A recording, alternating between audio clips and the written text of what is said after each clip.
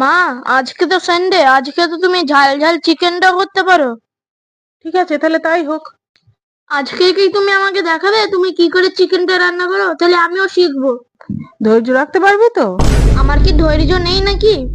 এই কথোপকথনেই আজকে রবিবারটা শুরু হলো। আজকে বাবিন শিখবে কি করে আমি চিকেন রান্না করি।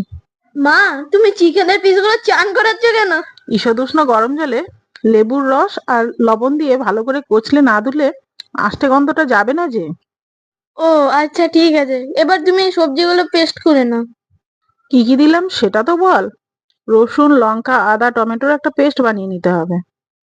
ও আচ্ছা, এটা ম্যারিনেট করতে কাজে লাগবে?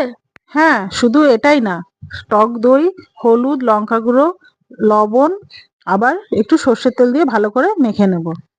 বাবা, তুমি এত জিনিস কি করে মনে রাখো? তুইও যদি করিস মন দিয়ে, তাহলে এটা তোরও মনে থেকে যাবে।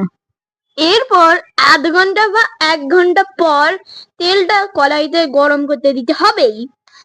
তুই তো তেলে আলুগুলো দিতে ভয় পাবি, তাই নুন হলুদ মাখিয়ে আলুগুলো আমি ভেজে তুলে নিলাম।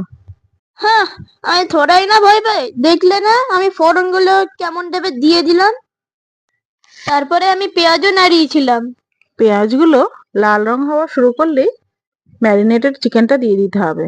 বাবিনকে দিয়েই প্রথমটা দেয়া করালাম। আচ্ছা মা, ম্যারিনেট কেন করতে হয়? চিকেনের মধ্যে মশলাগুলো ভালো করে মিশে গিয়ে চিকেনটা আরো টেস্টি করে তোলে। এতটাই টেস্টি যে রান্না করা চিকেনের গন্ধ পেলেই আমি আর ওয়েট করতে পারি না। সে তো বুঝতেই পারছি তুই আর ওয়েট করতে পারছিস না। মা, চিকেন সেদ্ধতে জল লাগে না? না, জল আর লাগে না। মিডিয়াম আছে ঢাকনা চাপা দিয়ে রান্না করলেই মাংসের জলই মাংস সেদ্ধ হয়ে যায়। তারপরে গরম মশলা আর কাঁচা লঙ্কা দিয়ে ঢাকা দিয়ে নামিয়ে রাখবো।